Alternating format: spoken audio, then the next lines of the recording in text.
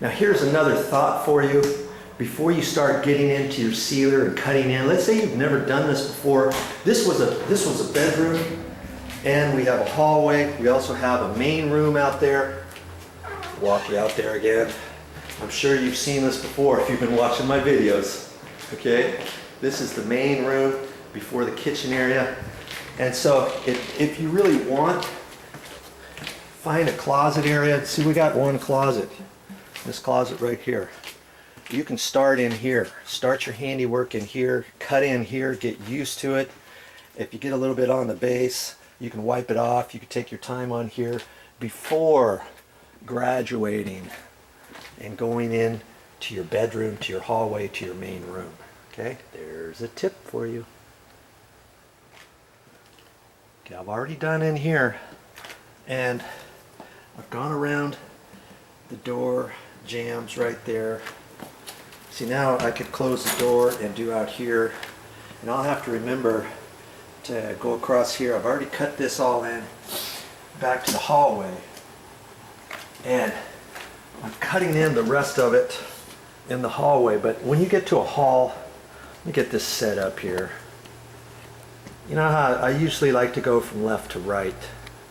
Well, in a hallway, you can't necessarily do that depending on how big your hall is.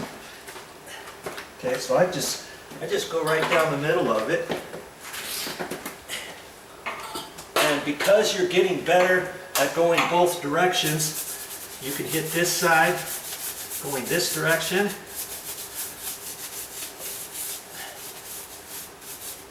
And over on this side, you can turn it and go this direction. Okay? Just keep backing it up. Got just a little alcove here where the bathroom is. And so I don't have to turn this. I can just keep going. I know you can't really see that, but you're going to do it the same way.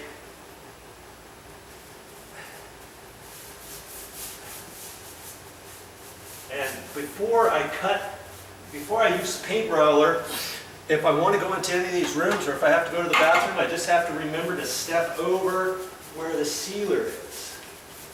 Okay, that's all. Kind of go around that.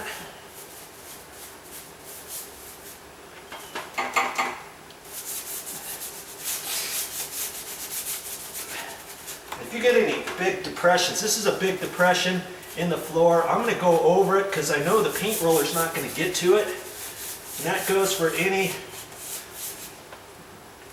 holes. So I have some concrete holes going across here where they must have ran the carpet from here and the tile this way. Once upon a time, they had tile, vinyl tile through this whole area. And then later, they decided to put carpet, and they just put carpet up to here, and they put a tack strip there. So instead of me patching that, I decided to leave the holes. Okay. I can just back up right out of this room.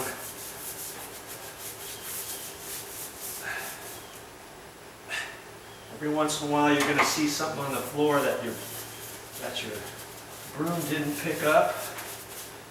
I generally would turn the other way, but because I'm trying to show you how to do this, I'm just backing out through this, because I would turn this and go the other direction. Since I'm right here, I'm just going to go around this door, the pocket door right here in the hallway. That's kind of slick. Usually it's not used at all. And see around the door frame, I'm just going to use the tip of my brush and kind of get in there at different angles like that. I'm going to hit just these holes, and I'll have to remember not to walk right there. I may step over this entire area.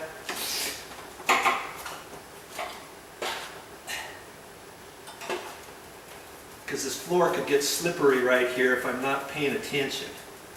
Okay, because when I use the roller, I'm just going to use it.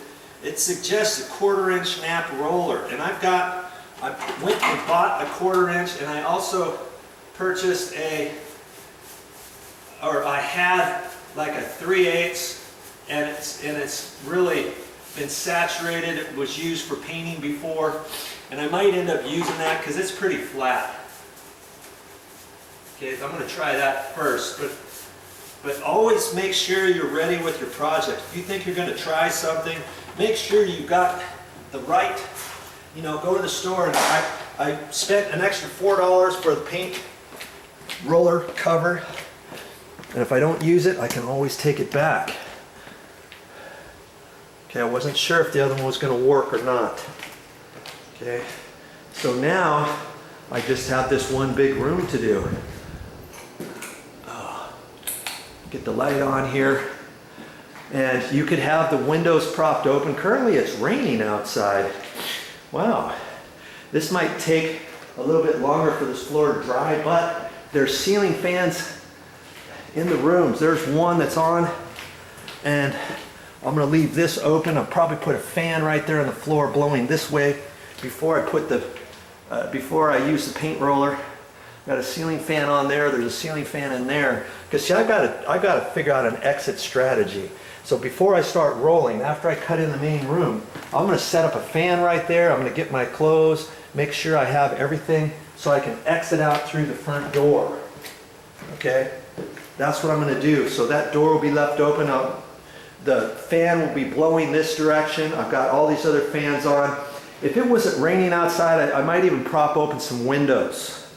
But if I prop open windows right now, if it rains too much, I'm just putting more moisture in the air per se, even though I have the ceiling fans on and stuff. Okay, so keep that in mind, because you might have to stay off this floor a little bit longer than what the directions tell you. And I'm probably going to stay off, when I leave here, I'm probably going to stay off the floor 4 or 5 hours. We'll end up going somewhere and then coming back, and I'll have my paper sacks. Remember my little boots? I'm going to have the boots ready. I'll probably, see, there's a door here that goes into the kitchen right there. We could probably exit right there and come in and put the boots on and then walk over this or whatever. But chances are all this floor is going to be dry when we get back, and even at that point, you're probably not going to want to wear shoes like this with big waffle marks on the feet, like that. You might make some impressions in your flooring, and that's why I'm going to take the precaution. I'm going to put my sacks on my feet and kind of slide when we get back. Even though I know the floor is going to be dry, you can take your shoes off, you can have some crappy socks and just tiptoe through, and then during the night it's going to dry plenty and you'll be able to walk on this. It says, most sealers say about an hour or two to do light foot traffic, and then it says allow about 72 hours before you start putting couches back down here, furniture and all that. Okay, so I've got one more floor to go on the cut-in, and I'll be ready with the roller. That's all I got for this time, but I'll be back with more videos.